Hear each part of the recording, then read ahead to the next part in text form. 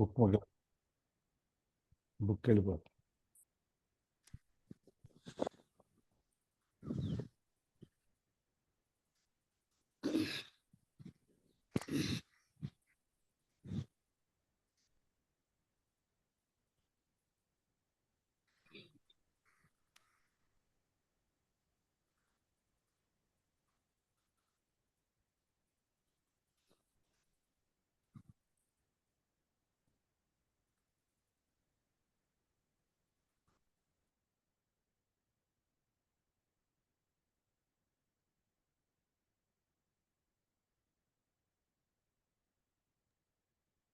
Good morning, sir. Good morning, good and morning Bhavani గారు.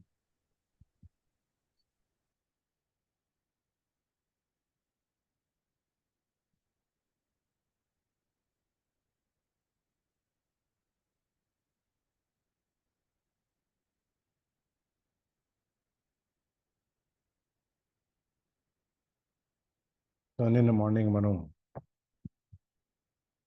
ఈ దీంట్లో ఇన్వెస్ట్మెంట్స్లో భాగంగా ఏం చూసాము, మార్కెట్లు పెరుగుతుంటాయి, తగ్గుతుంటాయి, అట్లాగే ఎకానమీ పెరుగుతూ ఉంటుంది, తగ్గుతూ ఉంటుంది, ఇన్వెస్ట్మెంట్స్ వస్తాయి, పోతూ ఉంటాయి. ఏదున్నా కూడా వాటిని మనం జీవిత కాలంలో మనకి మనకు ముందు ఆపర్చునిటీస్ ఏవైతే ఉన్నాయో ఆ ఆపర్చునిటీస్ని మనం జాగ్రత్తగా చూసి పట్టుకోవాలి.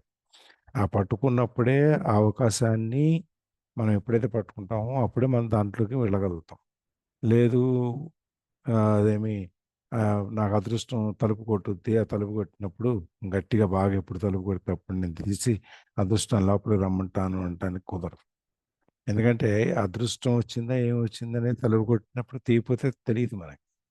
రైట్ టైంలో ఎవరు వచ్చినా తలుపు తీయాల్సిందే. ఆ విధంగా మనకి ఇక్కడ కూడా ఆపర్చునిటీస్ జీవిత కాలంలో ఎప్పుడో వస్తాయి. వచ్చినప్పుడు ఆ ఆపర్చునిటీస్ని మనం సొంతం చేసుకోగలగాలి. లేకపోతే ఏమవుద్దంటే మనం ఎక్కాల్సిన రైలు ఒక జీవిత కాలం లేట్ అయిపోద్ది. ఆ విధంగా మనం ఈయన మొత్తం మనకి ఈ చేంజెస్ ఏదైతే ఉన్నాయో టెక్నాలజీ ఇవన్నీ వచ్చేదాన్ని ప్రపంచంలో జరిగే మార్పులు చేర్పులు, తర్వాత ఈ టెక్నాలజీ చేంజ్ ఇవన్నీ రకరకాలుగా ఇవన్నీ అవుతున్నాయో అవన్నీ మన ముందు ఈ ఆపర్చునిటీస్ని మన ముందు పరుస్తాయి. అది మన జాగ్రత్త తీసుకుంటే అప్పుడు మన మన వచ్చే తరాలని ఆర్థికంగా చాలా సెక్యూర్గా భద్రతగా ఉంచుతాం అన్నమాట. సో ఇదంతా మనకి అసలు ఈ ఫైనాన్షియల్ ఇంటెలిజెన్స్ అవసరమా? ఉన్న జీవితాన్ని ఉన్నట్టు గడుపుకుంటే సరిపోదా అంటే దానికి మీకు మీరే ఆన్సర్ చెప్పుకోవాలి. దీనికి ఎవరు ఆన్సర్ చెప్పలేరు. ఎందుకంటే మీ జీవితం, మీకు లక్ష్యాలు ఏమున్నాయి, ఏమి లేవు, మనం ఏం చేయాలి, చేస్తే మనం పెరుగుతామా, తరుగుతామా, ఎట్లుండాలి అనేది ఎవరి యొక్క ఇండివిజువల్ చాయిస్ వాళ్ళది. అందుకని దాన్ని ఎవరు చెప్పలేము. ఒక మార్పు అనేది మాత్రం ఎప్పుడైతే వస్తుంది జీవితంలో, ఆ మార్పుని మాత్రం మనం స్వాగతించాల్సిందే కానీ ఈ మార్పు మనం అయ్యో అని చెప్పి ఉంచుకోవడానికి లేదు. మార్కెట్లో హెచ్చుతగ్గులు ఎప్పుడూ వస్తుంటాయి, మార్కెట్ క్రాష్ అవుతుంటుంది, పెరుగుతూ ఉంటుంది, ఇవన్నీ జరుగుతూ ఉంటాయి. కానీ మన ఫైనాన్షియల్ ఇంటెలిజెన్స్ అనేది ఎప్పుడు కూడా పెరుగుతుంది, మనం నేర్చుకుంటూనే ఉండాలి. ఎప్పుడు నేర్చుకున్నప్పుడు మార్కెట్ ఎప్పుడు పడిపోతుంది, ఎలా పడిపోతుంది అనేది మనం ముందే ఊహించగలుగుతాం. కొన్ని కొన్ని సిమ్టమ్స్ ఉంటాయి, సిమ్టమ్స్ బట్టి ఊహించగలుగుతాం. ఇప్పుడు 2008లో మనకి మార్కెట్ మొత్తం వరల్డ్ మార్కెట్స్ అన్ని క్రాష్ అయినాయి అంటే ఎందుకని? ఈ సబ్ ప్రైమ్, అక్కడ అమెరికాలో ఇల్లు కొనుక్కుని ఆ ఇల్లు ఒక మార్ట్గేజ్ పెట్టిన తర్వాత చిన్న ప్రాబ్లం వచ్చి లేమాన్ బ్రదర్స్ అని చెప్పి ఒక ఒక బ్యాంక్ ఉండేది అక్కడ, ప్రైవేట్ బ్యాంక్, అది బ్యాంకింగ్ కంపెనీ లాంటిది అన్నమాట. అది దివాలా తీసింది. అది అక్కడ మనలాగా ఇక్కడ బ్యాంకులు దివాలా తీస్తే గవర్నమెంట్ సపోర్ట్ చేయటం అట్లా ఉండదు వాళ్ళకి. ఎవడు బతుకాడు బతకాల్సిందే. ఆ దివాలా తీసినప్పుడు దాంతోపాటు దాని మీద ఆధారపడ్డ వాళ్ళు డిపాజిటర్స్ వరుసన ఆ చైన్ రియాక్షన్ వరుసన 3-4 బ్యాంకులు పోయినాయి ఆ టైంలో. ఆ బ్యాంకులు పోయిన తర్వాత ఈ మార్కెట్స్ అన్నీ క్రాష్ అయిపోయినాయి, డబ్బులు లేవు. తర్వాత సాఫ్ట్వేర్ ఇండస్ట్రీలో లే ఆఫ్స్ ఎక్కువైపోయినాయి, కొన్ని కొన్ని కంపెనీలు మూసేశారు. ఇవన్నీ జరిగేటప్పటికి ప్రజల దగ్గర కొనుగోలు శక్తి తగ్గిపోయింది. కొనుగోలు శక్తి తగ్గిపోయేటప్పటికి రేట్లన్నీ తగ్గిపోయినాయి. ఈ విధంగా ఆ టైంలో మనకి ఆ దాన్ని ఇలా జరుగుతోంది ఎప్పుడైతే హౌసింగ్ రేట్లు, హౌసింగ్ సైట్స్, ఫ్లాట్స్ రేట్లు అన్నీ బాగా పెరుగుతున్నాయో, దాన్ని బట్టి అర్థం ఏంటి? రా భవిష్యత్తులో అన్ని లోన్లు తీసుకుని అందరూ కొనుక్కునేస్తున్నారు. కొనుక్కున్నప్పుడు ఎక్కడో ఒక చోట ఈ బబుల్ అనేది, ఈ బుడగ అనేది పేలుతుంది. ఆ పేలటం అనేదాన్ని మనం ఊహించగలగాలి. అది ఆ చేంజ్‌ని ఆ ఫైనాన్షియల్ ఇంటెలిజెన్స్ ఏదైతే ఉందో, అది మన మార్కెట్‌లో జరిగే మార్పులు, ఇవన్నీ మనకి ముందుగా మనకు చదవగలుగుతాం అన్నమాట. అది చదవలేకపోతే ఏమవుద్ది? ఈ విధంగా మనకి క్రాష్ అవుద్ది. మార్కెట్‌లో చేంజెస్ వస్తాయి. దాన్ని మనం కనుక పట్టుకోలేకపోతే, మనం అన్నీ వదిలేసుకొని ఉద్యోగాలు ఎతుక్కోవాల్సొస్తదనమాట. ఇది మనం నిన్న చూసాం మనం. సో, మనకున్న ఆపర్చునిటీస్‌లో చిన్నగా మొదలుపెట్టి పెద్దగా ఒక మిలియనీర్‌గా అవ్వాలనే దానికి ఫైనాన్షియల్ ఇంటెలిజెన్సే కారణం అవుద్దనమాట. సో, చాలామంది అడిగేవాళ్ళు ఈన్ని, "ఎట్లా మీరు సంపాదిస్తారు? ఏం జేస్తారు?" అంటే, చాలామందికి ఈయన ఇన్వెస్ట్‌మెంట్స్ సజెషన్స్ ఇవ్వడు. ఎందుకంటే వీళ్ళు ఎవరిది ఈయనకి భయమేంటంటే, ఈయన గురించి చెప్పుకొని నేను ఇలా జేశాను, అలా జేశాను, అందుకని నేను ఇలా పెరిగాను, అది ఇది అని చెప్పుకుంటే సెల్ఫ్ డబ్బా కొట్టుకున్నట్టుంటదని ఈయన ఎక్కువ చెప్పేవాడు గాదు. అయినా గూడా కొన్ని ఆయన ఎక్స్‌పీరియన్సెస్ కాబట్టి, ఆయన ఎక్స్‌పీరియన్స్ చెప్పటమే బెటర్ అని జెప్పి ఆయన ఎక్స్‌పీరియన్సెస్ చెప్పేవాడు. ఈయనేం జేశాడు, మొత్తం ఇన్వెస్ట్‌మెంట్స్ అంతా 2 పద్ధతుల్లో పెట్టాడు. ఒకటి real estate, 2 small cap stocks. Real ఎస్టేట్‌లో డబ్బులు పెట్టి చిన్నగా మొదలుపెట్టి అయి పెద్ద పెద్దగా అయిపోయినియి. తర్వాత స్మాల్ క్యాప్ స్టాక్స్‌లో ముందు కూడా చెప్పాడు. ఎప్పుడు కూడా ఆయన పెట్టిన పెట్టుబడి వితిన్ 1 ఇయర్ స్టాక్స్‌లో ఆ స్టాక్ అమ్మేసి కొత్తది కొనుక్కుంటాడు. అంతేగాని దాన్ని పట్టుకొని ఏలాడటనమాట. ఇంకా పెరుగుద్ది, ఇంకా పెరుగుద్ది అని చెప్పి. అది చిన్న చిన్న కంపెనీలుంటాయి. చిన్న కంపెనీలు షేర్లు ఎంతసేపు రూ. 10, రూ. 15, రూ. 20, రూ. 25 ఈ చిన్న అమౌంట్‌లో ఉంటాయి. చిన్న అమౌంట్‌లో ఉంటే మనకు పెట్టుబడి పెట్టడానికి కూడా ఎక్కువ షేర్లు ఇప్పుడేమవుతుందంటే షేర్‌కి రూ. 1 పెరుగుద్దనుకోండి. ఇప్పుడు మన దగ్గర 100 షేర్లుంటే రూ. 100 వస్తాయి. 1000 షేర్లుంటే రూ. 1000 వస్తాయి. పెద్ద షేర్లలో మనం ఎక్కువ పెట్టుబడి పెట్టాల్సొస్తది. ఒక 4000, 3000 ఒక షేర్ ఉంటే మన దగ్గరున్న 50,000, రూ. 1,00,000 ఉంటే ఎన్నొస్తాయి? 40,000 షేర్లు అంటే 25 షేర్లొస్తాయి. అందులో ఎంత పెరిగినా ఎంత పెరుగుద్ది? రూ. 100 పెరిగిందనుకోండి 2,500 వస్తది. అదే చిన్న షేర్లు రూ. 20 షేర్లు ఎన్నొస్తాయి చూడండి మనకి? 5,000 షేర్లొస్తాయా? 5,000 షేర్లలో రూ. 1 పెరిగినా గూడా మనకి రూ. 5,000 పెరుగుతాయి. అందుకని జెప్పి ఆయన ఎప్పుడు గూడా స్మాల్ క్యాపిటల్ అనమాట. స్మాల్ క్యాప్ అంటే తక్కువ క్యాపిటల్‌తో ఉండే కంపెనీలు, ఎంఎస్ఎంఈలు, స్మాల్ స్కేల్ ఇండస్ట్రీస్ వాళ్ళందరికీ కూడా ఇక్కడ మనకి ఇండియాలో ఏంటంటే స్పెషల్ ఎక్స్‌చేంజ్ ఉంది మనకి. ఎంఎస్ఎంఈ ఎక్స్‌చేంజ్ అని జెప్పి. దాంతో పాటు బాంబే స్టాక్ ఎక్స్‌చేంజ్, తర్వాత నేషనల్ స్టాక్ ఎక్స్‌చేంజ్‌లో గూడా ఈ చిన్న చిన్న షేర్లు గూడా ట్రేడ్ అవుతుంటాయి. అందుకని ఎక్కువగా ఎంతసేపు దృష్టి దీని మీదనే ఉంటదనమాట. ఇయన్నీ ఈ రియల్ ఎస్టేటు ఇవన్నీ ఆయనకి పునాది రియల్ ఎస్టేట్. ఫస్ట్‌లో ఆ అరిజోనా స్టేట్‌లో, ఈయనున్న స్టేట్‌లో ఆ సబర్బ్స్ అన్నీ డెవలప్ అవుతుంటే అక్కడ కొనుక్కునేవాడు గదా! అక్కడి నుంచి అక్కడ కంపెనీ పెట్టి అక్కడ చిన్న చిన్నగా కొనటం మొదలెట్టాడు. అక్కడి నుంచి అది మెల్లగా మెల్లగా పెరుగుతూ విలువలు అన్నీ పెరిగిపోయినియి. స్మాల్ క్యాప్ స్టాక్స్ కూడా త్వరగా రేట్లు పెరిగిపోయినియి. పెరిగిపోతే ఆయన మళ్ళీ వెంటనే అమ్మేసుకుంటాడు. మళ్ళీ కొత్తగా కొనుక్కుంటాడు. సో, మిమ్మల్ని మనని ఎవరిని కూడా ఇవి చేయండి అని చెప్పట్లా.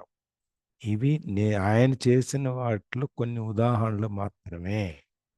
సో, మీకు ఆపర్చునిటీ ఏదైనా మీకుండి, మీకొచ్చి ఇది బాగుంది ఆపర్చునిటీ అని మీకెక్కడ దాని మీద క్లారిటీ లేకపోతే, కొంచెం కాంప్లెక్స్‌గా కొంచెం ఆహ్, అంటే ఎక్కువ ముళ్ళు గనక ఉంటే అట్లాంటి వాటిలో ఏలు పెట్టకండి.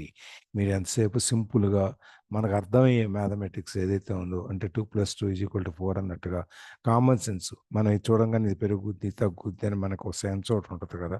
ఈ 5 సెన్సెస్ తర్వాత సిక్స్త్ సెన్స్ అంటాం. ఆ sixth sense is nothing but common sense. అవన్నీ వాటి ద్వారా మనం చూసుకొని మనకి అందుబాటులో ఉండేది, మనకి వీలయ్యేది, మనకి కాన్ఫిడెన్స్ ఉండేవి వాటి మాత్రమే ఇన్వెస్ట్ చేయమంటారు. ఈ ఈ ఎగ్జాంపుల్స్‌కి ఎందుకంటే ఒక 5 కారణాలున్నాయి ఎగ్జాంపుల్స్ చెప్పడానికి. ఒకటి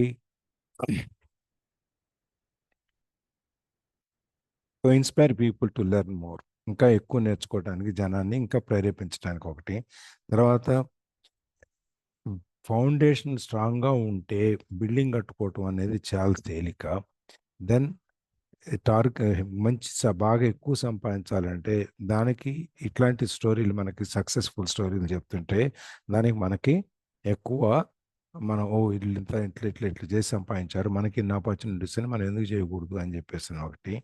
దెన్ మన ఒక గోల్ రీచ్ అవ్వాలంటే ఒకటే దారి కాదు. చాలా దారులు ఉన్నాయి. చాలా అవకాశాలు ఉన్నాయి. ఆ అవకాశాలు మన కళ్ళ ముందు కనిపించడానికి ఒకటి. తర్వాత ఇందులో పెద్ద డబ్బు సంపాదించడంలో పెద్ద రాకెట్ సైన్స్ ఏమి లేదు. Simple mathematics, simple logic. ఈ 5 కాబట్టి మనం డబ్బులు సంపాదించడానికి అమ్మో మనమా డబ్బులు సంపాదించగలమా అని భయపడాల్సిన అవసరం లేదు.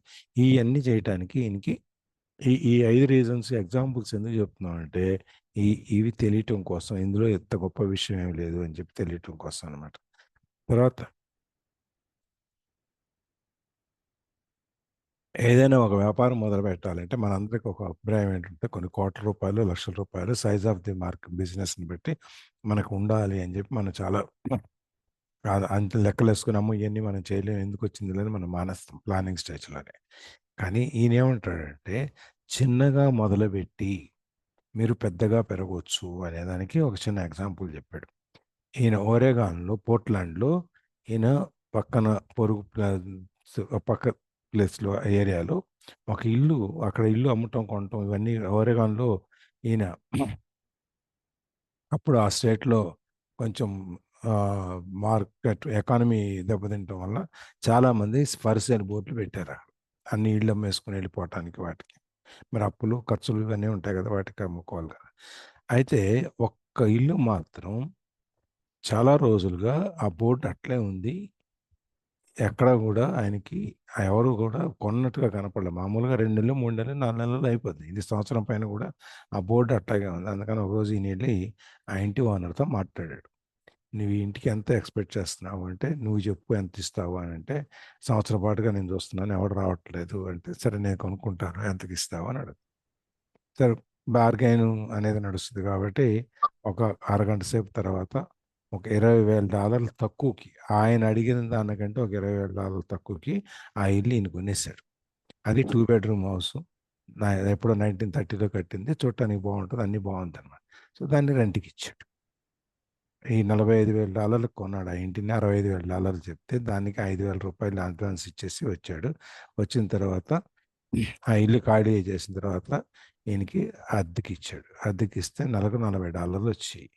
నెలకి $40 వస్తే పెద్దగా ఈయనకేం మిగిలేది ఉండేది కాదు. కానీ ఏదో ఒక ప్రాపర్టీ వచ్చింది. తర్వాత మెల్లగా ఒక ఏడాది, 2 ఏళ్ల తర్వాత ఓరెగాన్ ఎకానమీ కొంచెం రియల్ ఎస్టేట్ మార్కెట్ బాగా పెరుగుతూ వచ్చింది. కాలిఫోర్నియా నుంచి కొంతమంది ఇన్వెస్టర్స్ ఇక్కడికొచ్చి ఇన్వెస్ట్ చేయటం మొదలెట్టారు.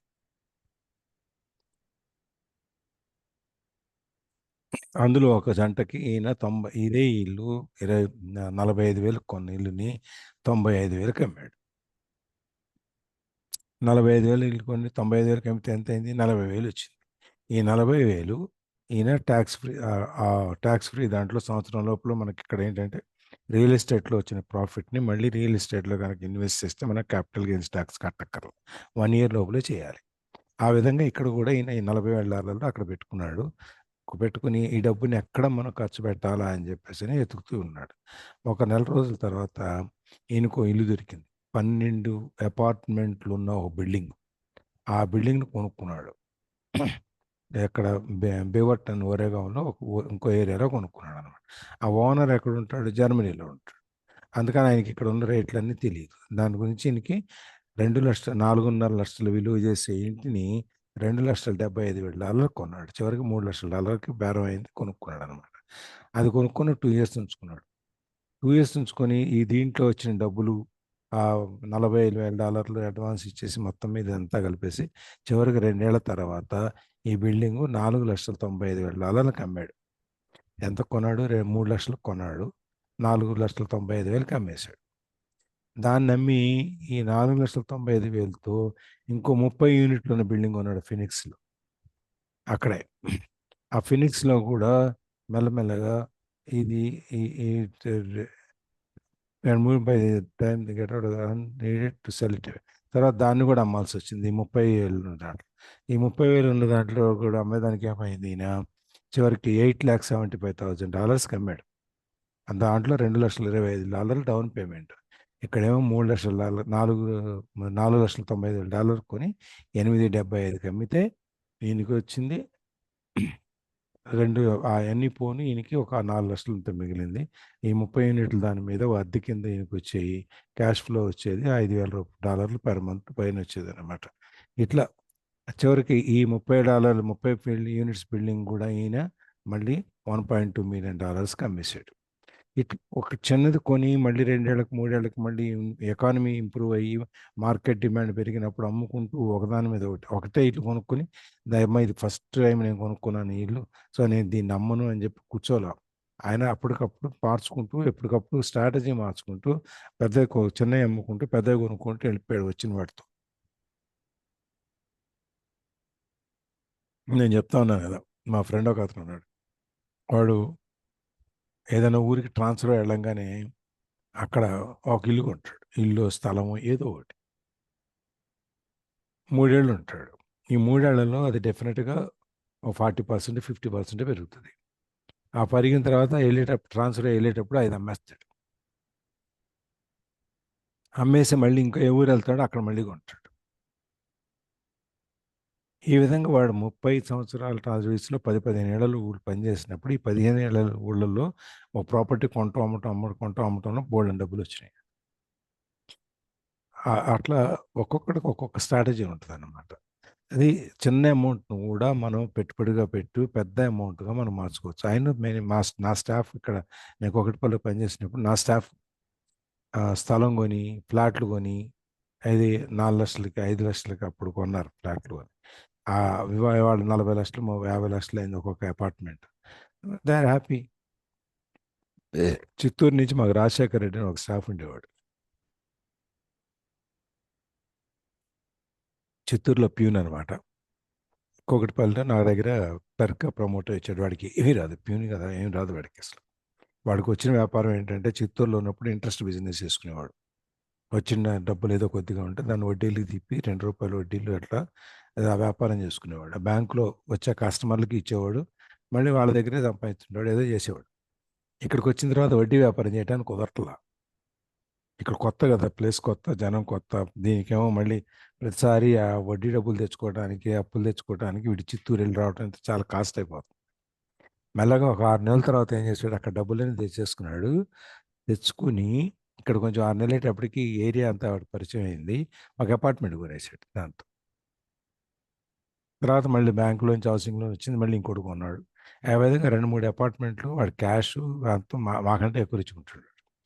అది ఆ కమర్షియల్ థింకింగ్ ఉండాలి దేనికైనా. వ్యాపార పంథాలో ఉండేటువంటి ఆలోచన ఉంటే మనకి ఏదైనా మనం సంపాదించగలుగుతాం అన్నమాట.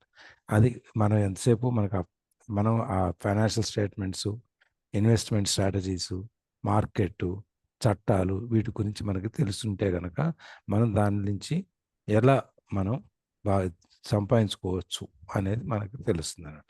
ఇది మనం నిన్న చూసాం ఇక్కడి దాకా.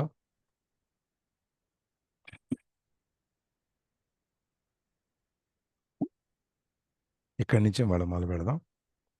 సో, ఎవరు చదువుతున్నారు?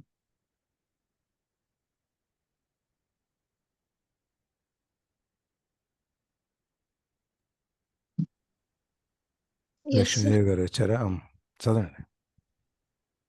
If people are not versed in these subjects, then absolutely, obviously obviously, they must follow standard dogma, dogma, which is to play it safe, diversely, and diversify, diversify and only invest in secure investments. The problem with secure investors is that they are often sanitized. That is made so safe that the gains are less.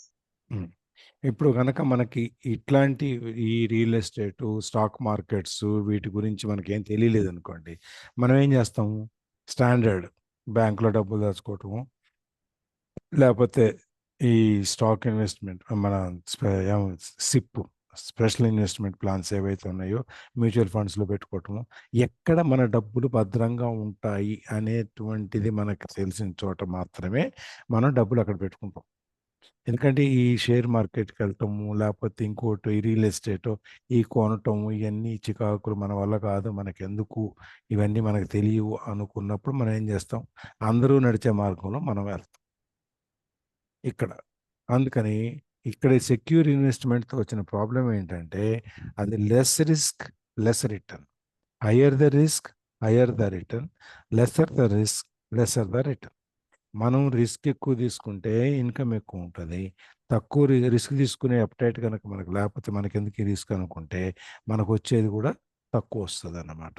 అందుకని ఈ secure ఇన్వెస్ట్మెంట్స్లో అవి భద్రంగా ఉంటాయి కానీ డబ్బులు, కాకపోతే దీని మీద వచ్చే ఆదాయం చాలా తక్కువ ఉంటుంది. Most large brokerage houses will not touch speculative speculative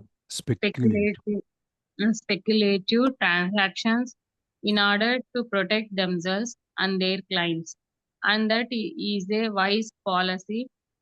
The really hot deals are not offered to people who are novices. Novices.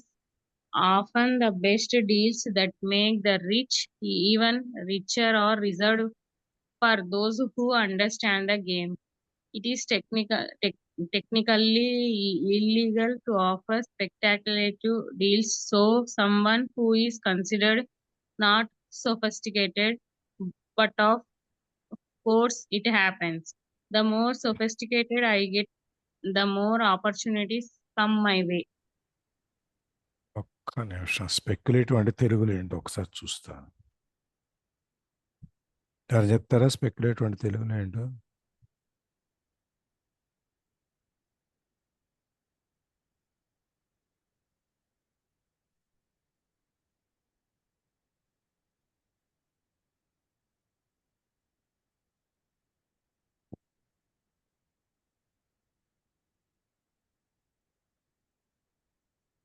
Speculative అంటే అధిక లాభార్జనతో ఊహించటం, తెలుగులో అర్థం. Okay, most brokerage houses will not touch speculative transactions in order to protect themselves and their clients. పెద్ద పెద్ద brokerage houses అంటే ఇప్పుడు మనకి ఇండియాలో చాలా ఉన్నాయి. మోతిలాల్ ఓస్వాల్ అని, తర్వాత ఇట్లా జెన్టెక్స్ అని, ఏదో ఉన్నాయండి, చాలా ఉన్నాయి. ఇవన్నీ మనకి అట్లాగే అక్కడ కూడా యుఎస్లో కూడా పెద్ద పెద్ద బ్రోకరేజ్ హౌసెస్ ఉంటాయి. వాళ్ళు ఈ అధిక లాభాలు వస్తాయి అని చెప్పి పెట్టుబడి పెట్టి ఊహించి దాన్ని దెబ్బతినేటువంటి వాళ్ళ క్లయింట్స్కి చెప్పరు. ఎందుకంటే ఏదైనా తేడా వస్తే వీళ్ళని తిడతారు, క్లయింట్ డబ్బులు పోతాయి. అందుకని వాళ్ళు క్లయింట్స్కి చెప్పరు ఇవన్నీ అనమాట. అండ్ అది క్లయింట్ని ప్రొటెక్ట్ చేసుకోవటానికి ఒక మంచి పాలసీ అది. కానీ ఈ ఈ ఇట్లాంటి హాట్ డీల్స్, ఇవన్నీ దీన్ని హాట్ డీల్స్ అంటారంటే వచ్చిన దాన్ని రూపాయిని 10 రూపాయలు, 20 రూపాయలు, 50 రూపాయలు చేస్తుంది ఒక్కొక్కసారి. నేను మనం చెప్తా ఉన్నాను కదా, వాయిస్రాయ్ హోటల్ది ₹1.75 ఉన్న షేరు 3 నెలల కింద వాళ్ళది ఆ కోర్టులో కేసు సెటిల్ అయ్యేటప్పటికి అది ₹55కి వెళ్ళింది. స్పెక్యులేషన్ అనమాట. ఓకే, వస్తుందా రాదా, మన పందెం కాయటం అంటారు చూసారు, కోడి పందాల్లాగా, గెలుస్తుందా గెలవదా, వస్తా రాదా అని చెప్పి పందెం కాసి గెలవటం లేదని చెప్పి చూసుకుంటారు అనమాట. పోయినా పట్టించుకోరు, రాకపోయినా పట్టించుకోరు. ఇది వచ్చినా వస్తే వచ్చింది, లేకపోతే పోయింది. మనం అది దానికి ప్రిపేర్ అయ్యి ₹1,00,000 మనం స్పెక్యులేషన్లో పెడుతున్నాము, ఇది పోతాయి అని చెప్పి. ఇప్పుడు మనం ఎలక్షన్లోకి చాలామంది బెట్టింగ్లు కాస్తున్నారు కదా, ఇవన్నీ స్పెక్యులేటివ్ థింగ్స్. ఇప్పుడు మనకి అక్కడ ఏంటో ఊహించుకుంటున్నాం మనం. వాళ్ళ ఎవరు ఈ పార్టీ గెలుస్తుంది, ఈ పార్టీ గెలుస్తుంది అని ఒక ఊహించుకుని దాన్ని ఆ అవతల వాడు కూడా ఇట్లాంటి వాడు ఎవడని ఊహించుకుంటే వాడు నేను ఇదిగో ఈ పార్టీ గెలుస్తాను, నేను ₹1,00,000 అంటే అవతలవాడు నువ్వు 1,00,000 పెడితే నేను 2,00,000 పెడతాను అంటాడు, రూపాయికి ₹2 ఇస్తాను. ఇవన్నీ స్పెక్యులేటివ్ ట్రాన్సాక్షన్స్. ఇవన్నిట్లో నుంచి వాళ్ళు పెద్ద పెద్ద బ్రోకరేజెస్ ఏం చేస్తారంటే వాళ్ళ కస్టమర్స్కి ఇవన్నీ చెప్పరు. ఎందుకంటే వీళ్ళందరూ దాన్ని ఏమంటారు, అమెచ్యూర్స్. ఇటు మెచ్యూరిటీ లేదు, అట్లని తెలియకుండా ఉండదు, వీళ్ళకి కొంచెం కొంచెం జ్ఞానం ఉంటుంది అనమాట. ఈ కొంచెం జ్ఞానం ఉన్నాడు, నోవైసెస్ అంటే కొద్దిగా జ్ఞానం తెలిసి పెంచి పైకి వచ్చేవాడు, అమాయకులు అనమాట. వాళ్ళకి ఇట్లాంటి వాటి గురించి చెప్పరు. ఇవన్నీ ఈ స్పెక్యులేటివ్ డీల్స్ అన్నీ బాగా డబ్బున్న వాళ్ళ కోసం పెడతారు. వాళ్ళకి ఏంటంటే పోయినా వచ్చినా వాళ్ళకి పెద్ద ప్రాబ్లం లేదు. అందుకే ఎవరైతే ఈ ఆట, ఈ ఇన్వెస్ట్మెంట్ గేమ్ని ఎవరికైతే తెలుసో ఈ ఆట, అట్లాంటి వాళ్ళకే ఇది ఏమండి, ఇది ఉంది, ఇది పెరిగే అవకాశం ఉంది, మీరు చూస్తారా అంటే వీడు ఆ కంపెనీ గురించి వాటి గురించి అన్ని స్టడీ చేసి మార్కెట్ ఇవన్నీ చూసి ఓకే నేను పెట్టుబడి పెడతారో లేదు పోయినా అని చెప్పని రూపాయలు 1,00,000 2,00,000 10,00,000 వాళ్ళు పెట్టుకుంటారు. ఆ విధంగా ఎవరైతే ఈ గేమ్ తెలుసో వాళ్ళే చెప్తారు. ఇట్లాంటి అనేది తెలియని వాళ్ళకి ఈ మార్కెట్లో కొంచెం ఇప్పుడు జాయిన్ అయ్యే వాళ్ళకి వచ్చే వాళ్ళకి చెప్పించడం అనేది ఇల్లీగల్. అది చట్టం కాదు టెక్నికల్గా. అందుకని వాళ్ళు చెప్పరన్నమాట. కానీ కొంతమంది కాదండి నాకు ఇట్లా కాదు, నాకు తొందరగా డబ్బులు కావాలి, మీరు బాగా తొందరగా పెరిగే చెప్పండి, రిస్క్ తీసుకోవడానికి నేను రెడీ, ఎంతైనా పర్వాలేదు అన్నట్టు వాడికి ఏం తెలిసినా తెలియకపోయినా వాళ్ళ సెల్ఫ్ రిస్క్ మీద వాళ్ళు పెడతారనమాట. ఎప్పుడైతే ఈయనకి ఈ నాలెడ్జ్ పెరుగుతూ వచ్చిందో స్టాక్ మార్కెట్ గురించి, అనాలిసిస్ గురించి, కంపెనీల గురించి, ఎప్పుడైతే ఈయనకి ఆ మార్కెట్ ఆయనకు ఆ నాలెడ్జ్ పెరుగుతూ వచ్చిందో ఇంకా ఎక్కువ ఎక్కువ ఆపర్చునిటీస్ ఈయన ముందుకు వస్తూ ఉన్నాయి అనమాట. అంటే ఒకసారి మనం దాంట్లో దిగిన తర్వాత మనకి ఎప్పుడైతే మార్కెట్లో ఓకే మనం ఈ విధంగా ఈ హయ్యర్ రిస్క్ ఉన్న వాటిని మనం డీల్ చేస్తున్నాం అని తెలిసిపోద్ది కదా. ఎందుకు మన కన్సల్టెంట్స్ ఉంటారు, బ్రోకరేజ్ హౌసెస్, వాళ్ళే చెప్తారు సార్ ఇందులో ఇంత రిస్క్ ఉంది, ఇంత గెయిన్ ఉంది, ఆర్ యూ ప్రిపేర్డ్, ఇట్లా వాళ్ళు అడుగుతారు. 10 మంది 10 రకాలుగా అడిగినప్పుడు 10 కంపెనీలు ఉన్నాయి, 10 ఆఫర్లు ఇస్తారు, ఇందులో మీరు చూస్ చేసుకోండి అని చెప్తారు. అట్లా ఈయనకి ఎప్పుడైతే దాని గురించి మార్కెట్లో ఈయనకి ఆ బ్రోకరేజ్ హౌసెస్లో మార్కెట్లో ఈయన గురించి ఈయనకి అపటైట్ ఉంది, ఈయనకి పెట్టుబడి పెడతాడు, అమ్మ ఈ రిస్క్ తీసుకుంటాడు అని ఎప్పుడైతే ఇన్ఫర్మేషన్ ఉంటుందో ఆయన దగ్గరికి నలుగురు వస్తుంటారు, ఇట్లా ఉందండి నేను చెప్పడానికి అమ్మటానికి అనమాట. Yes. Another case for developing your financial intelligence over a lifetime is simply that more opportunities are presented to you. And the greater your financial intelligence, the easier it is to tell whether a deal is good. It's your intelligence that can spot a bad deal or make a bad deal good. The more I learn, and there is a lot to learn, the more money I make simply because I gain experience and wisdom as the years go on. I have friends who are playing is safe, working hard at their profession, and failing to gain financial wisdom, which does take time to develop. Yeah. ఇందులో ఏంటి మనకి financial intelligence ఎందుకు పెంచుకోవాలి అంటే లైఫ్లో మనకి చాలా opportunities మన ముందు వస్తాయి. దాన్ని మనము ఎప్పుడైతే మనకి ఎక్కువ నాలెడ్జ్ ఉంటుందో ఫైనాన్స్ గురించి అప్పుడు మనము ఈజీగా దాన్ని చెప్పగలుగుతాం. ఈ పర్టికులర్ ఆపర్చునిటీ మంచిదా కాదా, మనం దీంట్లో వెళ్ళొచ్చా వెళ్ళకూడదా అని చెప్పేసి మనకు తెలుస్తుంది. అప్పుడు ఎప్పుడైతే ఈ ఫైనాన్షియల్ ఇంటెలిజెన్స్ తెలిస్తే మనము ఒక బ్యాడ్ డీల్ ఉంటే ఓ ఇది బ్యాడ్ డీల్, ఇది వద్దు, మనం మొదలు పెట్టద్దు అనేది మనం పక్కన పెడతాం. లేదు ఈ తక్కువకు వస్తుంది కానీ మనం దాన్ని మంచిగా చేసుకోవచ్చు. ఇప్పుడు మన అంత పెద్ద ఇల్లు $20,000 $45,000 కొని $95,000 అమ్మినట్టు. ఆ విధంగా డీల్ని మంచి బ్యాడ్ కానీ దాన్ని మంచిగా ఒక స్టేజ్ వచ్చేటప్పటికి దాన్ని మంచిగా మార్చుకోగలుగుతాను. అట్లాంటి నాలెడ్జ్ ఉంటేనే మనం దీంట్లో ఈ ఫైనాన్షియల్ ఇంటెలిజెన్స్ మనకు తెలియజేస్తుంది, మనకు చెప్తుంది ఇది డైలీ బ్యాడ్ కానీ మనం దీన్ని మంచిగా చేసుకోవచ్చు, ముందులో భవిష్యత్తులో ఇది బాగా పనికొస్తుంది అని చెప్పి మనం అట్లాంటివన్నీ మనం చూసుకుని మనం చేసుకుంటాం అనమాట. సో ఇందులో the more I learn and there is a lot to learn, the more money I make simply because I gain experience and wisdom. ఇక్కడ నేర్చుకోవటం అనేది ఒకసారి దిగితే అది దాంట్లో ఇంకా ఇంకా ఇంకా ఇంకా లోతుకుపోతూనే ఉంటుంది. ఆ నేర్చుకోవటం అనేది ఒక ఇంతే కదా, మనం ఇంత పుస్తకం మనం ఇప్పుడు ఈ బుక్ మొదలు పెట్టినప్పుడు చిన్న బుక్ నేర్చుకోవడానికి పెద్దగా ఉండదు అన్నట్టుగా మొదలుపెట్టాం. ఇది ఎక్కడెక్కడికో వెళ్తున్నాం మన లోపలికి. ఆ విధంగా ఒకసారి నేర్చుకోవటం అంటూ వస్తే ఇంకా ఇంకా నేర్చుకోవడం చాలా ఉంటుంది అన్నమాట.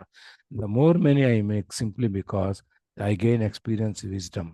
ఈ కొన్ని సంవత్సరాలుగా ఇది చేయటం వలన ఆయనకి బోల్డంత అనుభవము తెలివితేటలు వచ్చి ఈయన డబ్బులు సంపాదించడం అనేది చాలా సింపుల్గా మారిపోయింది అనమాట. చాలా తేలిక డబ్బులు సంపాదించడం మొదలుపెట్టారు. సో ఈయన ఫ్రెండ్స్ ఈయనతో పాటు ఎవరైతే ఉన్నారో చాలా జాగ్రత్తగా భద్రతగా డబ్బుల్ని దాచిపెట్టి చాలా సింపుల్గా వద్దు రిస్క్ తీసుకోకుండా పెంచి పెరుగుదాం అనుకునే వాళ్ళు అలాగే ఉండిపోయారు. వాళ్ళ ఫైనాన్షియల్ విజ్డమ్ కూడా, జ్ఞానం, డబ్బులు సంపాదించిన జ్ఞానం కూడా అలాగే ఉండిపోయింది. వాళ్ళకి పెరగటానికి వాళ్ళకి ఇంకా ఎక్కువ టైం పడుతూ ఉంది. రిస్క్ తీసుకునేవాడు, అటో ఇటో అనుకునేవాడు తొందరగా పెరగటం మోసపోవటం జరుగుతుంది. సేఫ్గా ఉండేవాడు అలాగే ఉంటాడు, పెరగడం తరగడం అట్లాగే ఉంటుంది అనమాట. చెప్పండి. My overall philosophy is to plant seeds inside my asset column. That is my formula.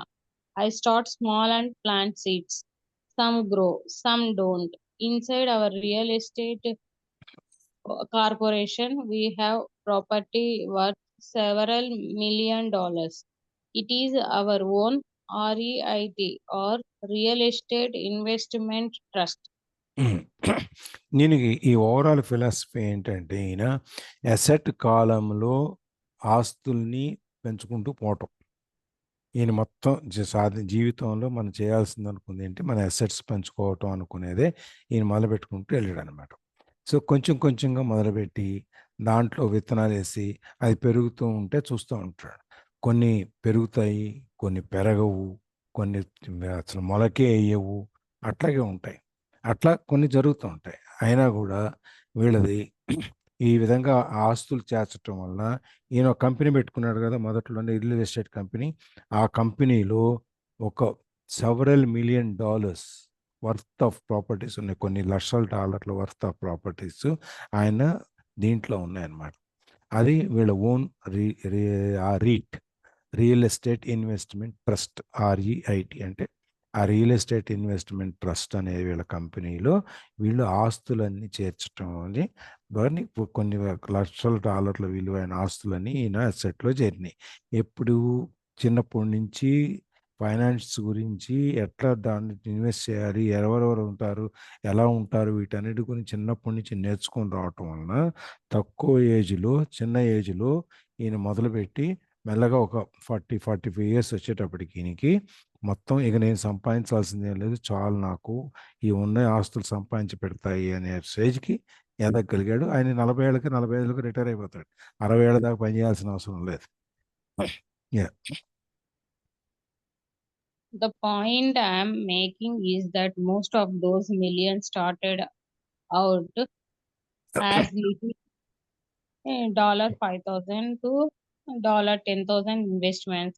All of those down payments were fortunate to catch a fast rising market and increase tax free. We traded in and out several times over a number of years. ఈయన చెప్పేది ఏంటి ఎందుకంటే, డబ్బు మీరు సంపాదించాలి అనుకుంటే ఎక్కువ కోట్ల రూపాయలు అవసరం లేదు. 5,000 రూపాయలతో కూడా మొదలుపెట్టి, 5,000 10,000తో కూడా మొదలుపెట్టి కొంచెం కొంచెంగా ఇన్వెస్ట్ చేసుకుంటూ దాని మీద మీరు ఇంకా ఇంకా పెంచుకోవచ్చు. ఈ డౌన్ పేమెంట్ షేర్స్కి వాటన్నిటికి పేమెంట్ అప్పటికప్పుడే ఇచ్చేయాలి కాబట్టి, ఫాస్ట్ రైజింగ్ మార్కెట్ ఎక్కడైతే త్వరగా మార్కెట్ పెరుగుతూ ఉందో అట్లాంటి వాటిల్లో, ట్యాక్స్ లేని వాటిల్లో ఈ ట్యాక్స్ ఫ్రీని ఇంక పెంచుకుంటూ చేసుకుంటూ ఈయన ఇన్వెస్ట్మెంట్ని పెంచుకుంటూ వచ్చాడనమాట. సో చాలా ఈ సంవత్సరాల్లో వాళ్ళు చాలాసార్లు అమ్మటాలు కొనటాలు, షేర్లు అమ్మటం కొనటం అనేది కొని, కొంతమంది ఏం చేస్తారంటే, దెర్ ఆర్ 3 టైప్స్. ఒకటి ఇన్వెస్ట్మెంట్ టైప్, వీళ్ళకి డబ్బులు ఉంటాయి, దీన్ని ఇన్కమ్ ఎక్కువ వచ్చే సోర్స్ కావాలి వీళ్ళకి. దానికి ఏం చేస్తారంటే పెద్ద కంపెనీల్లో డబ్బులు పెడతారు. ఒక 50 లక్షలు, ₹1,00,00,000 పెట్టి షేర్లు కొంటారు. ₹2,000 ₹3,000 అయినా కూడా ఒక్కొక్క షేర్. దానికి ఏంటంటే వాళ్ళు కంపెనీస్ 30% 40% డివిడెండ్ ఇస్తాయి. అంటే మన ₹10 మీద 40% అంటే ₹10కి సంవత్సరానికి ₹4.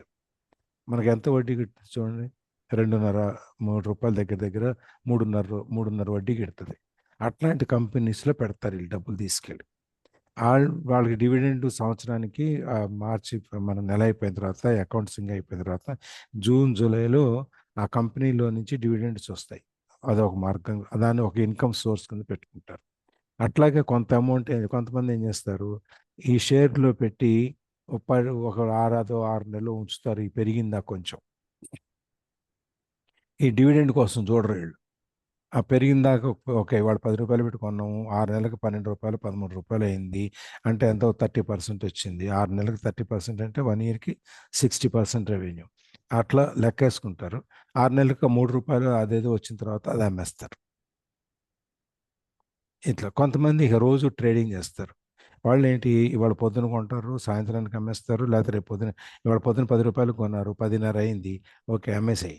ఆ రూ. 10 ప్రాఫిట్ చాలు. ఆళ్ళకి కొంచెం వాల్యూమ్ ఎక్కువలో కొంటారు. ఒకసారి 1,50,000 షేర్లు, 60,000 షేర్లు కొంటారు. దాంట్లో 25,000, 30,000 ఒక రోజుకొస్తాయి. They are happy with it.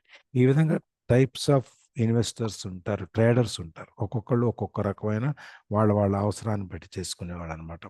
ఇక్కడ కూడా ఈయన ఇన్ని సంవత్సరాల దీంట్లో చాలా సార్లు అమ్మటం, కొనటం అనేది కూడా చాలా సార్లు జరిగిందనమాట. ఒక్కోసారి అంటే ఆయన మొదట్లోనే చెప్పాడు మనకి. ఏ షేర్లు కొన్నా కూడా 1 ఇయర్ కంటే ఎక్కువ ఉంచుకోను. 1 ఇయర్ అయిపోయిందంటే తీసేస్తాను అని చెప్పి. ఆ విధంగా తీసేసేవాడనమాట. నేను last year before last year December 22లో ఏదో అప్పుడు ఒక చిన్న బ్యాంక్ షేర్లు కొన్నాం. ఏది బ్యాంక్ ఆఫ్ మహారాష్ట్ర ఒకటి, తర్వాత సెంట్రల్ బ్యాంక్ ఒకటి, బ్యాంక్ ఆఫ్ ఇండియా ఒకటి, ఇట్లా తక్కువలో ఉన్నాయని చెప్పి కొన్న సంవత్సరం కింద. ఈ 1 ఇయర్‌లో అయి 100% అయినాయి.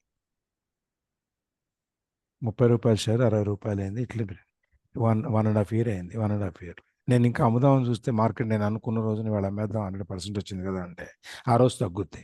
సర్లే రేపు చూద్దాం. ఇట్లా నెల రోజులు బట్టి నేను అమ్మకుండా కొనకుండా కూర్చున్నాను అనమాట. ఒక్కొక్క టైప్ ఆఫ్ ఇన్వెస్ట్మెంట్ స్టైల్ ఒక్కొక్క రకంగా ఉంటుంది. నేను ఒక టార్గెట్ పెట్టుకుంటా. ఆ టార్గెట్ ప్రైస్ వస్తేనే అమ్ముతా, లేకపోతే అమ్మను. ఒక్కొక్కరికి ఒక్కో రకంగా అనమాట. మనం ఆ విధంగా మనం ఈ ఈ ఈ షేర్ మార్కెట్‌లో మన స్టైల్‌ని బట్టి, మన అవసరాన్ని బట్టి మనం మార్చుకోవటం, పెంచుకోవటం, తగ్గించుకోవడం అనేది చూసుకోవచ్చనమాట. Yes. We also own a stock portfolio surrounded by a corporation that Kim and I call our personal mutual fund. We have friends who deal specifically with investors like us who have extra money each month to invest. We buy high risk, speculative private speculative. okay, sir. Speculative private companies that are just about to go public on a stock exchange in the United States or Canada. An example of how fast gains can be made are 1 lakh shares purchased for 25 cents each before the company goes public. 6 months later, the company is listed and the 1 lakh shares now are worth $2 each. If the company is well managed, the price keeps going up and the stock may go to $20 or more per share. There are years when our $25,000 has gone to a million in less than a year. వీళ్ళకి 2 కంపెనీలు ఉన్నాయి. ఒకటి real estate investment trust. రెండోది ఈ షేర్లు portfolio కొనటానికి, అమ్మటానికి ఇంకో company ఏంటంటే పర్సనల్ మ్యూచువల్ ఫండ్ అని చెప్పి ఒకటి పెట్టుకున్నారు వీళ్ళు భార్యాభర్తలు ఇద్దరు కలిసి. ఈ షేర్లు వచ్చిన డబ్బులేమో ఇందులో పెడతారు, రియల్ ఎస్టేట్లో వచ్చిన డబ్బులేమో దాంట్లో పెడతారు. అట్లాగే వీళ్ళకి కొంతమంది ఫ్రెండ్స్ ఉన్నారు. వీళ్ళకి డబ్బులు ఇచ్చి బాబు మీరు మా తరఫున ఇన్వెస్ట్ చేసి మీరు మాకు ఇవ్వండి అని చెప్పని. వీళ్ళు ఏం చేస్తారు, హై రిస్క్ స్పెక్యులేటివ్, ఎక్కువ రిస్క్ ఉండి కొంచెం ఎక్కువ ఆశలు ఉండి దాని మీద అట్లాంటి వాటిలో వీళ్ళు పెట్టుబడి పెడతారు. అది కూడా ఏంటంటే కొన్ని కంపెనీలు పబ్లిక్ ఇష్యూకి వెళ్ళే ముందు డబ్బులు కావాల్సి వస్తుంది. చాలా డబ్బులు ఖర్చు అవుతాయి దానికి. అందుకని ఏం చేస్తారంటే వాళ్ళకున్న షేర్ హోల్డింగ్ ఏదైతే ఉందో ప్రైవేట్ కంపెనీ పబ్లిక్ లిమిటెడ్కి వెళ్ళేటప్పుడు కొంత ఈ డబ్బుల కోసము ప్రైవేట్ లేదంటే మార్కెట్లో దీనికోసము ఈ మార్కెట్ బ్రోకర్స్ పెద్ద పెద్ద డీలర్స్ ఉంటే వాళ్ళకి కొంత షేర్ అమ్ముతారు. వీళ్ళ దగ్గర ఉన్న దాంట్లో నుంచి కొన్ని షేర్లు వాళ్ళకి అమ్ముతారు. అది తక్కువ రేట్లో వస్తాయి. ఎందుకంటే ఆ కంపెనీకి ఏం వాల్యూ లేదు కదా, యాజ్ ఇట్ ఈజ్ ఇవాళ దానికి వచ్చిన ప్రాఫిట్ ఏదో ఉందో వాళ్ళు పంచుకుంటారు తప్ప మార్కెట్లో దానికి పెద్ద వాల్యూ ఏమి ఉండదు. అట్లాంటి చోట వీళ్ళు రూ. 20 మంచి కంపెనీ అనుకోండి, రూ. 15, రూ. 20 ఒక షేర్ కొంటారు. కొనేసి వీళ్ళు పబ్లిక్ ఇష్యూకి వెళ్తుంది. ఒక 6 నెలలకో, సంవత్సరానికో వీళ్ళు పబ్లిక్ ఇష్యూకి వెళ్ళినప్పుడు వాళ్ళు రూ. 100 నుంచి రూ. 120 ప్రైస్ బ్యాండ్ అది పెడితే ఈ 120 మార్కెట్లోకి వెళ్ళినప్పుడు రూ. 120 ఆటోమేటిక్గా వస్తుంది కదా. వీళ్ళు రూ. 25 కొన్న షేరు మార్కెట్లో లిస్ట్ అవ్వగానే ఈ కంపెనీ రూ. 120, రూ. 130 ఓపెనింగ్ అప్పుడు కొంచెం ఎక్కువ వెళ్తుంది, 140. వీళ్ళు వెంటనే ఆ ఓపెనింగ్లో అమ్మేస్తారు.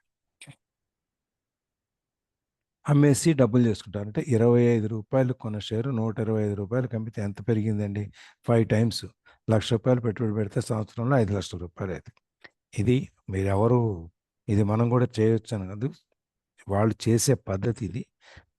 ఓపిక ఉండి కరెక్ట్గా తెలిసి ఉంటే చేసుకోవచ్చు, దానికి తప్పలేదు.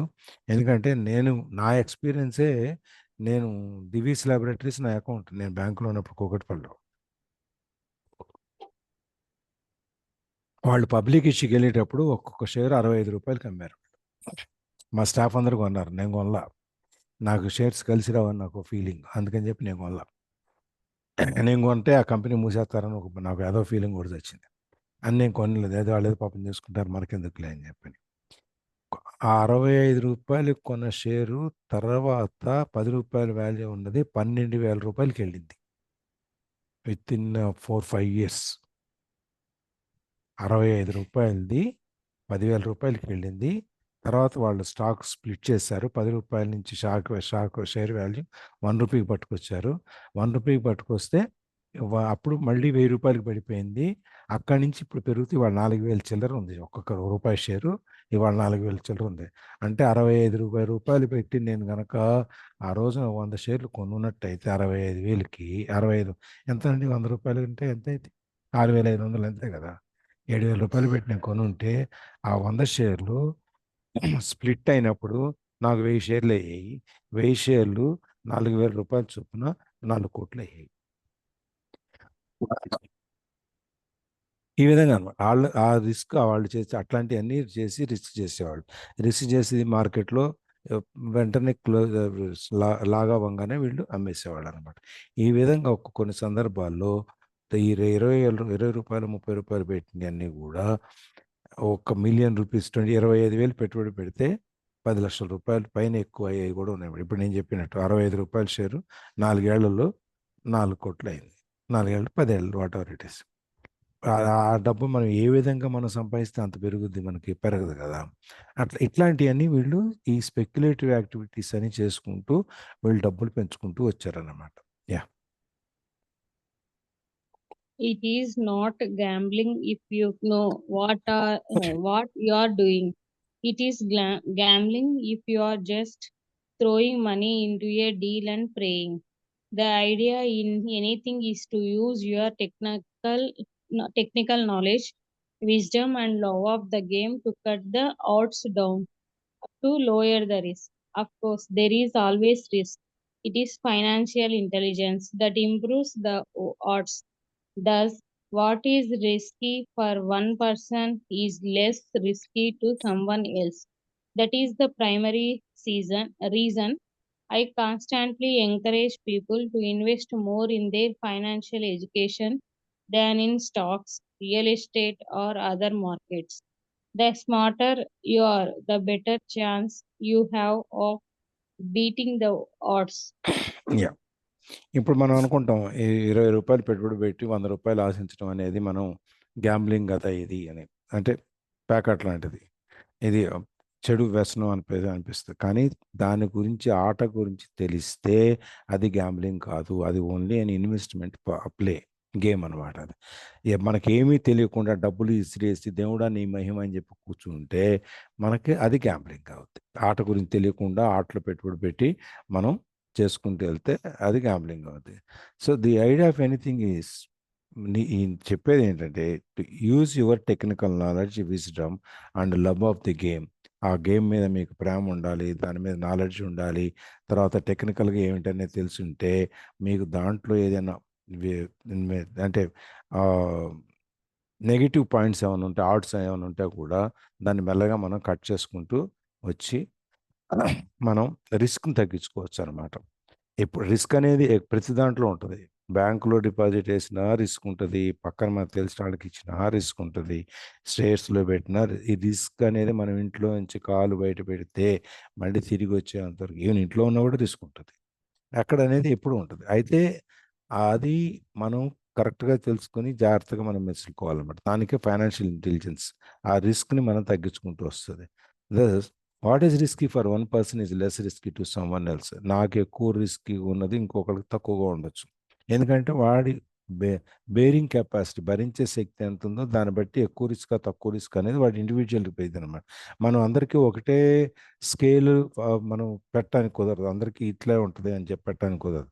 వాళ్ళ ఎక్స్పీరియన్సు, వాళ్ళ నాలెడ్జి, వాళ్ళ కెపాసిటీ ఇవన్నీ ఉంటాయి. ఇప్పుడు మనం యోగా చేసేటప్పుడు బ్రీతింగ్ ఎక్సర్సైజ్ చేస్తాం. బ్రీతింగ్ ఎక్సర్సైజ్ చేసేటప్పుడు నా లంగ్ కెపాసిటీ ఎంత ఉందో నేను అంతవరకు గాలి పీల్చుకుని హోల్డ్ చేయగలుగుతా. కానీ నేను ఇంకా మీరు ఇంకొకళ్ళు ఎక్కువ గాలి పీల్చుకున్నారని చెప్పి నేను పీల్చుకోవడానికి ప్రయత్నం చేస్తే అవ్వదు. అట్లాగే ప్రతి ఎవరికి అది ఆ రిస్క్ అనేది ఒకరికి ఒక రకంగా ఉండొచ్చు, ఇంకొకరికి ఇంకో రకంగా ఉండొచ్చు అనమాట. That is the that is the primary reason I constantly encourage people to invest more in their financial education than in stocks. అందుకని అందరికీ చెప్పేది ఏంటంటే, ముందు మీరు అందులో డబ్బులు పెట్టండి, ఇందులో డబ్బులు పెట్టండి, అక్కడ సంపాదించుకోవచ్చు, ఇక్కడ సంపాదించుకోవచ్చు అని చెప్పడం. ముందు మీరు ఈ ట్రైనింగ్స్, కోచింగ్ క్లాసెస్, ఈ డబ్బులు సంపాదించడం ఎట్లా, అసలు డబ్బు అంటే ఏంటి, దీన్ని ఎన్ని మార్గాల్లో పెట్టచ్చు, ఇవన్నీ ఉంటాయి కదా. థింక్ అండ్ గ్రో రిచ్, తర్వాత ఇంకా చాలా ఉన్నాయి. ఇప్పుడు థింక్ అండ్ గ్రో రిచ్ అనేది వీళ్ళు చేస్తున్నారు, మన రాబర్ట్ వాళ్ళ దీంట్లో కంపెనీలో నుంచి. ఇంకా how to make more money with less ఏవో చాలా చాలా మనకి ఆ యూట్యూబ్లోకి వెళ్తే బోల్డ్ సైట్లు ఉన్నాయి. దాంట్లో ఒక్కొక్కడు ఫ్రీ అంటాడు జాయిన్ అయ్యేటప్పుడు. తర్వాత ఈ ఈ స్కీమ్ కొనండి, ఈ స్కీమ్లో చేరండి, దానికి 200 కట్టండి, దీనికి 1000 కట్టండి, ఏముంటాయి అవన్నీ. ఈ విధంగా ఒక్కొక్క దానికి ముందు అసలు డబ్బు సంపాదించడం ఎట్లా, డబ్బుని సంపాదించడం ఎట్లా అనేది ముందు నేర్చుకోవాలి. థియరీ నేర్చుకుంటే ప్రాక్టీస్ ఈజీ.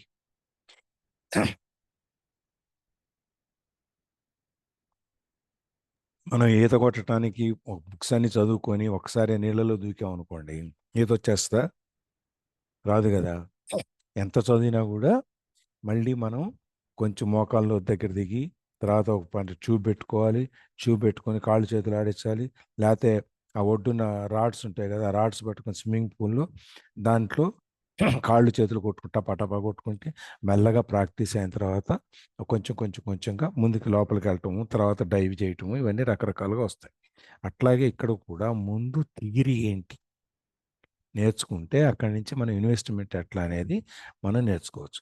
ఎప్పుడైతే మనకి ఆ థియరీ గురించి తెలివితేటలు ఇట్లా వస్తే ఇట్లా చేయాలి ఇట్లా అని చెప్పి పెరుగుద్దో, మనకి ఈ నెగిటివ్స్ ఏమున్నాయో వాటిలో నుంచి బయటకు వచ్చి మనం ఉన్నదాని సిచ్యువేషన్ని మనం పాజిటివ్గా కన్వర్ట్ చేసి మనకు అనుకూలంగా మార్చుకోవడానికి కుదురుద్ది అనమాట.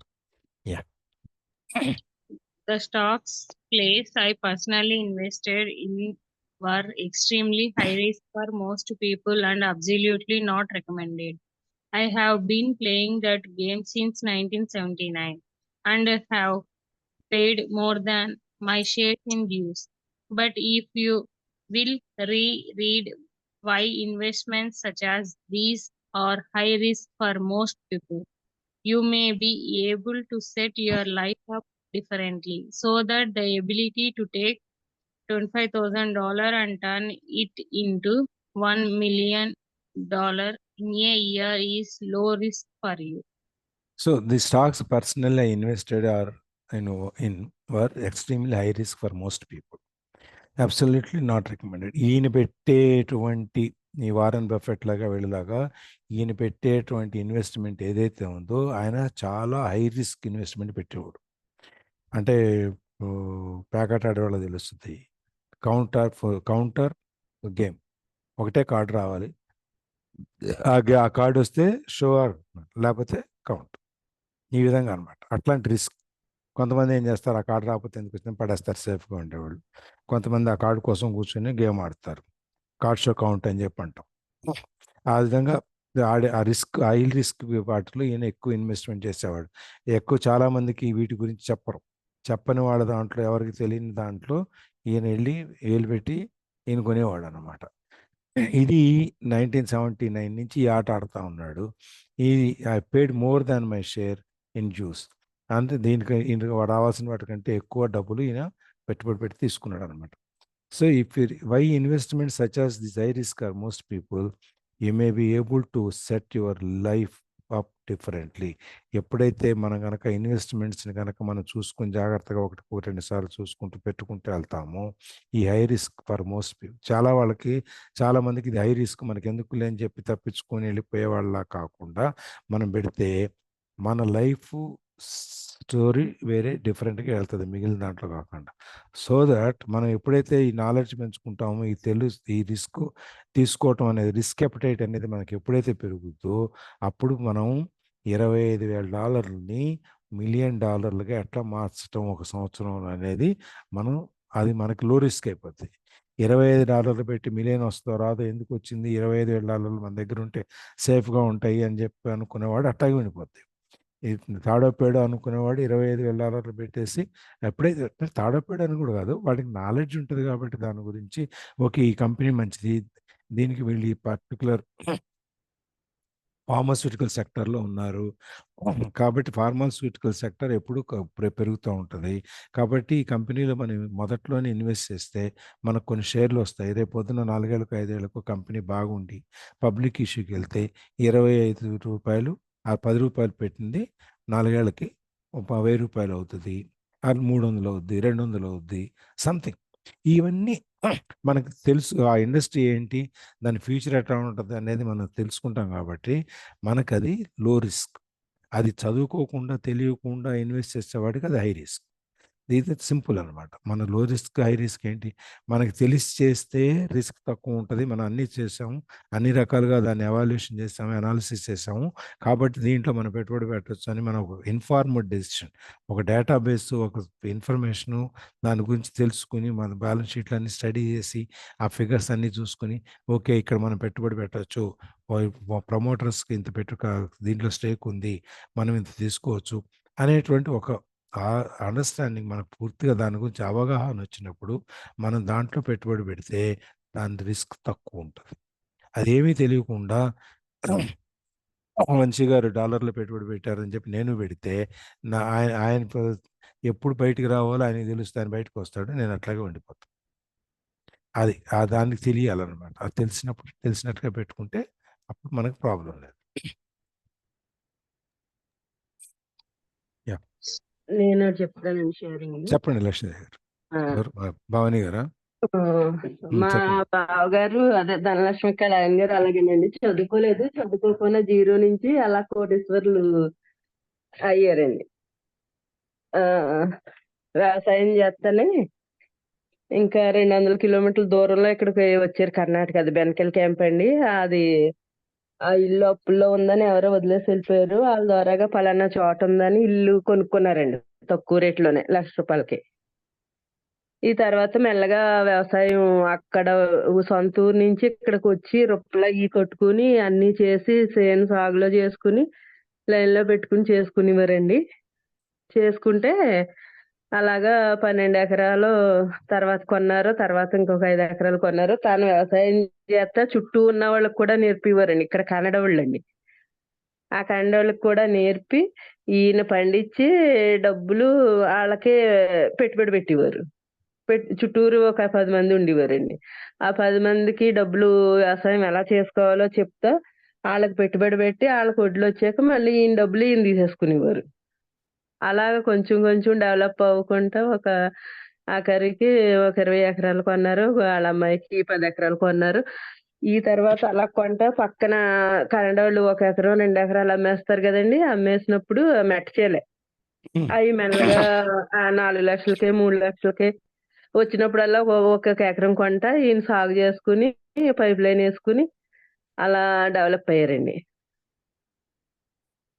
అలా డెవలప్ అయ్యి మళ్ళీ గోడౌన్ కట్టి ఇంకా అలా ఇంకంతే ఒకదాని తర్వాత ఒకటి ఇంకా వచ్చేస్తాయి. ఇంకా అన్ని కూడా డెవలప్మెంట్ అయిపోయారు.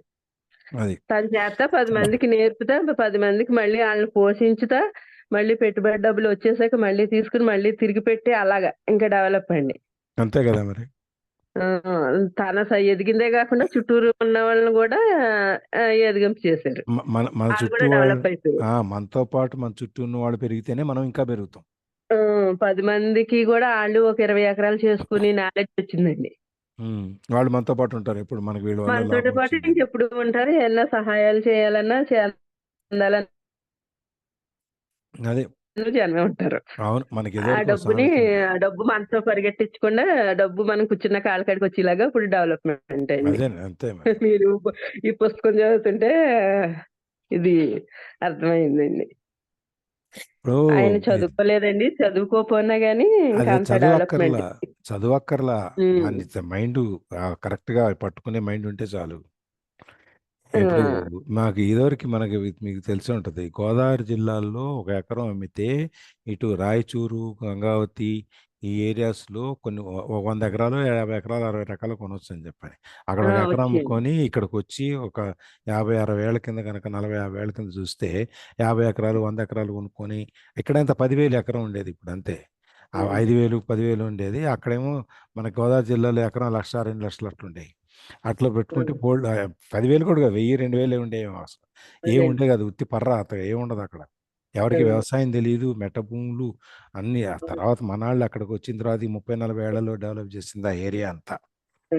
గంగావతి మీకు, ఇంకా రాయచూరు, ఇంకా లోపలికి ఉన్నాయి కదా మీరుండే ఊర్లు, సింధనూరు ఇవన్నీ. సింధనూరు, అవన్నీ అక్కడ పెరిగినాయి, అట్లా పెరిగినాయి అవన్నీ. హాస్పేట మా ఉమ్? హాస్పేట కూడా హాస్పేట్ వచ్చి యాక్చువల్గా హాస్పేట మైనింగ్ అక్కడ వల్ల కూడా పెరిగింది. క్యాంప్స్. అది హాస్పేట్లో అగ్రికల్చర్ లేదు, మైనింగ్ వల్ల పెరిగింది హాస్పేట్. ఈ గంగావతి ఇవన్నీ అగ్రికల్చర్లో పెరిగినాయి ఇవన్నీ. వ్యవసాయం భూములు అండి తర్వాత మెల్లమెల్లగా ఈ తుంగభద్ర వాటర్ కూడా వచ్చినట్టుంది అక్కడికి. తర్వాత తుంగభద్ర డ్యామ్. ఈ 30-40 ఏళ్లలో మొత్తం అంతా ఇప్పుడు ఆ మెట్ట భూములు ఎందుకు పనికిరాని అనుకున్న భూములన్నీ వాళ్ళ మాగాళ్ళు అయిపోయినాయి, పెద్ద పెద్ద మాగాళ్ళు అయిపోయినాయి. గోదావరి జిల్లా లాగా అయిపోయింది ఇక్కడ అది. ఆ విధంగా అప్పుడు ఆ ప్రాంతంలో గోదావరి వాళ్ళంతా 100 లక్షలకి అమ్మి సార్ భూములు. ఆ ప్రాంతాల్లో వస్పేట ఆ ప్రాంతంలో వేలకు కొని ఈరోజు వాళ్ళు కూడా అక్కడ అమ్మేసుకునేసి కర్ణాటక, బెంగళూరు, చెన్నైలో చాలా మంది ఉన్నారు సార్. మా ప్రాంతంలో ఉన్న మా వాళ్ళకి ఇక్కడ ఎవరికీ అవగాహన లేదు. అక్కడ భూములు లక్షల్లో అమ్మేసి ఎకరాలు ఇక్కడ వేలల్లో ఉన్నారు. వస్పేట డ్యామ్ అన్నాడు, వాళ్ళు ముందుగానే అక్కడ డ్యామ్ కింద ఉన్నారు కదా, నాగార్జున సాగరు,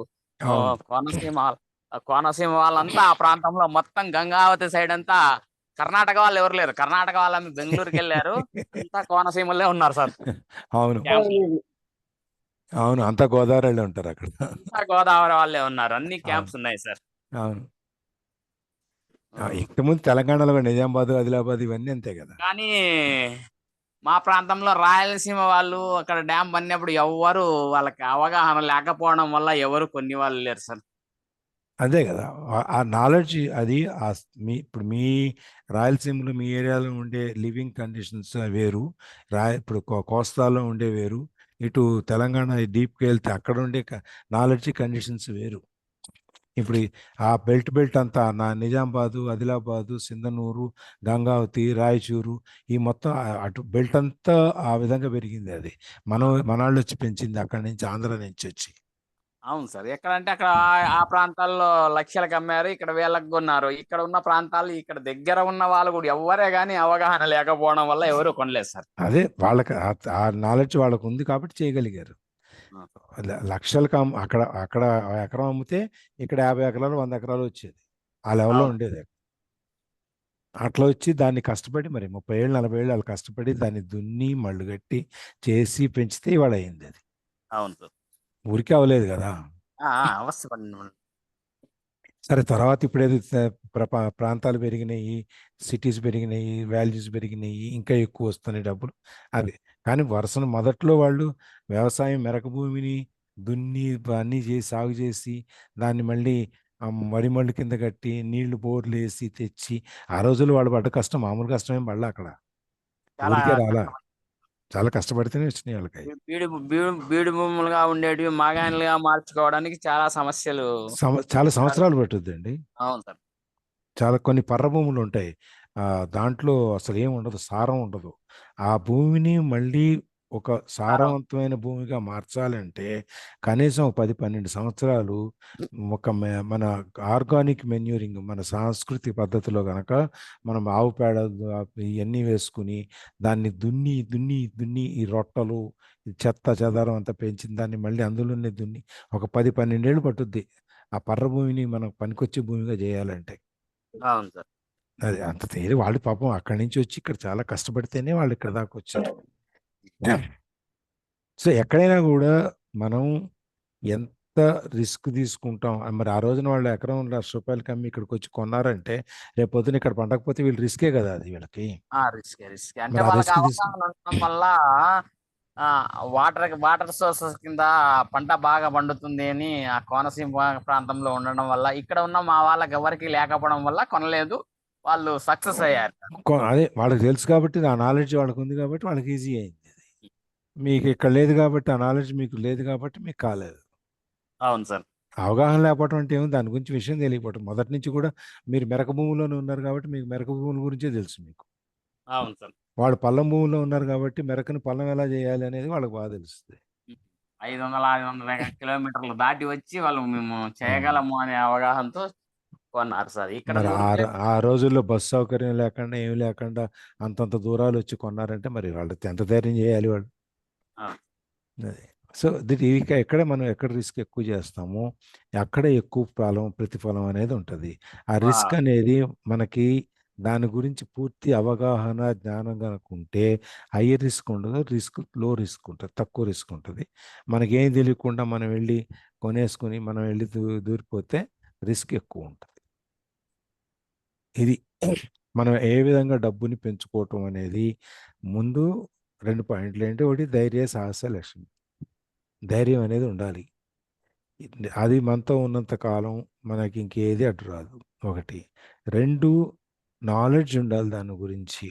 నాలెడ్జ్ ఉండి ఏ విధంగా మనం దీన్ని పెంచుకోగలము, దీని యొక్క మార్కెట్ ఏంటి అనేది విషయాన్ని కనుక మనం తెలుసుకోగలిగితే దాంట్లో మనకి రిస్క్ తక్కువ ఉంటుంది. ఈ 2 విషయాలు ముందు ధైర్యం ఉండాలి, గట్స్ ఉండాలి ముందు దానికి. తర్వాత మనం దాని గురించి అవగాహన ఉండాలి. రమేష్ గారు చెప్పినట్టు అవి ఉంటే, ఈ 2 ఉంటే మనం తక్కువ రిస్క్లో ఎక్కువ సంపాదించుకోవడానికి అవకాశం ఉంటుంది అనమాట. ఎందుకంటే నా మిత్రుడు ఒకతను నేను చిన్నప్పటి నుంచి చదువుతున్నప్పుడు చూసాము. అతను ఆటుపోట్లు మధ్య జీవితం సాగాలి, మనం దెబ్బలు తింటేనే మనం పైగా రాగలుగుతాము, ఇంకొక అవకాశం చేయడానికి అవకాశం వస్తుందే తప్ప ఎక్కడ వేసిన గొంగలు అక్కడే ఉంటే ప్రయోజనం లేదు అని. అంతే కదా మరి. ఇప్పుడు స్కూళ్ళల్లో క్లాసులో దెబ్బలు తిన్న కుర్రాళ్ళంతానేమో పొలిటీషియన్స్ అయ్యి మంత్రులు అయ్యారు. వీళ్ళు బాగా చదువుకొని గ్రేడింగ్లు తెచ్చుకొని పెద్ద పెద్ద డిస్టింక్షన్లు తెచ్చుకున్న వాళ్ళేమో గుమస్తాలు అయ్యారు కదా. అవును సార్, అదైతే వాస్తవం. అది రిస్క్ వాడు తీసుకున్నాడు, అందుకని చెప్పి వాడు పెరిగాడు. వీడు తీసుకోలేదు, వీడు పెరగలేదు. సో ఇక్కడ ఆపుదాం వాళ్ళకి. రామ్మోహన్ గారు షేర్ చేస్తారండి. ఏం లేదు సార్.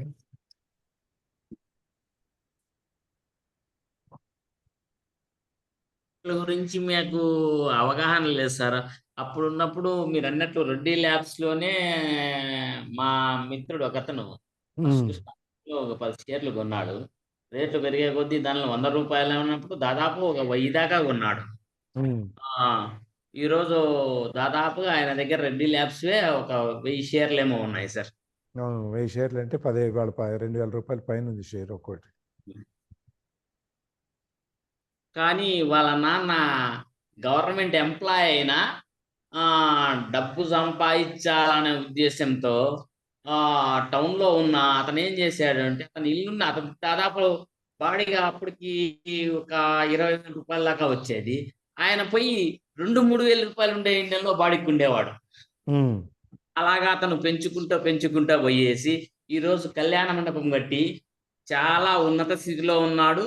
సర్వీస్ అయితే అతను బాగా చేస్తున్నాడు సార్. సంపాదించాడు, ఒక స్టేటస్లో నేను నిలబడ్డాను, ఇప్పుడు సంపాదించాల్సిన అవసరం ఏం లేదు, నలుగురికి సేవ చేయాలి అని చిన్న తరహా కుటుంబంకి దాదాపుగా ఆయన చూసి వెళ్ళి వాళ్ళ వివాహం చేస్తే 10,000 తీసుకోవడము, 20,000 తీసుకోవడము, ఉన్న వ్యక్తి దగ్గర ₹1,00,000 కూడా తీసుకుంటాడు బాడీ. లేనాడికి తక్కువకి ఇస్తాడు. అవును సార్.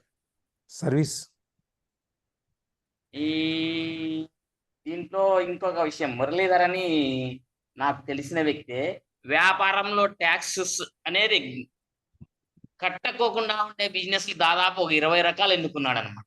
ఓకే. అతను దాదాపుగా బాగా సంపాదించాడు. స్థానిక రాజకీయ నాయకుడు చాలా విశ్వ ప్రయత్నం చేశాడు అనమాట, డబ్బులు వసూలు చేయాలి. అతను ఏ ఆఫీసర్ వచ్చినా నేను కూడా వెళ్ళాను. అతను ఏ మాత్రం జంకలేదు. నేను చేస్తా ఉండేది ట్యాక్స్ కట్టని బిజినెస్ కాబట్టి ఇవన్నీ లేవని దాదాపుగా 20 రకాలు ఎన్నుకొని వ్యాపారం చేసేవాడు. Very good, very good. ఈ స్టోరీస్ చదవడం వల్ల అతను మాకు గుర్తొస్తున్నారు సార్. వెళ్ళి అతన్ని నిన్నవే మాట్లాడిచ్చాను, ఆశ్చర్యపోయాడు. ఇప్పుడు కూడా అతను ఇల్లు బాడిగలు తీసుకుంటూ తక్కువ వ్యాపారాలు చేస్తూ ట్యాక్సెస్ కట్టేవాడు. అతను ఏ దాదాపు 30-40 ఇండ్లు కొన్నాడు అనమాట. అనంతపురం పట్టణంలో ఒక 10 ఇండ్లు, ధర్మవరం పట్టణంలో 10 ఇండ్లు, పావగడ పట్టణంలో 10 ఇండ్లు, ఇలాగా ఒక 40 ఇండ్ల దాకా సంపాదించాడు. కానీ అతను ఆర్డీ కట్టించేవాడు. ఒక వ్యక్తిని పెట్టి అతనికి సోషల్ సర్వీస్ అంటే అతనికి ఇంత జీతం ఇచ్చి నువ్వే కట్టు అని చెప్పి చేసుకునేవాడు. ఈ రోజు ఆర్డీ కట్టడం వల్ల ట్యాక్స్ కట్టాల్సి వస్తుందని అతడు వేరే దానిలో కన్వర్ట్ అయ్యాడు, అది కూడా కట్టుకోకుండా. Okay, okay, okay. అదే ఇప్పుడు ఆ ట్యాక్స్ నాలెడ్జ్ ఉంటే ట్యాక్స్ ఎక్కడ కట్టాలి, ఎక్కడ కొట్టవచ్చు, ఎక్కడ సేవ్ చేసుకోవచ్చు అని ఆటోమేటిక్గా మన దాంట్లోకి మారిపోతుంటాం. ఈ స్టోరీ వినడం వల్ల వాళ్ళంతా నాకు గుర్తొస్తున్నారు సార్. మళ్ళీ అంత పాత వాళ్ళందరూ గుర్తొస్తున్నారని. ఆర్డీలు కట్టించేవాడే ఏజెంట్తో, కానీ ఇప్పుడు ఏం ఆర్డీలు అంటే లేదు, స్టాక్ దాని నుంచి మనకు కట్ అవుతుంది, ఇంత వచ్చేదని, దానికి ఎందుకు అని చెప్పేసి ఇతనే జొన్నలు ట్యాక్స్ లేదంట అసలు ఏమాత్రం. ఫుల్గా స్టాక్ తెప్పించుకోవడము, స్టాక్ పెట్టుకోవడము, అమ్మడము, చేయడము చేస్తున్నాడు. గుడ్. ఇంకెవరన్నా?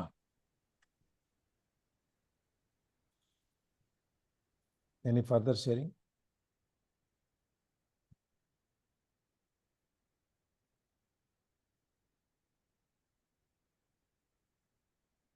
ఇవాళ 5:15 దాకా ఎవరు రాలేదు. 5:20కి సావిత్రి గారు వచ్చారు, తర్వాత వేణి గారు వచ్చారు. ఇవాళ ఎక్సర్సైజ్ చేయలేదు.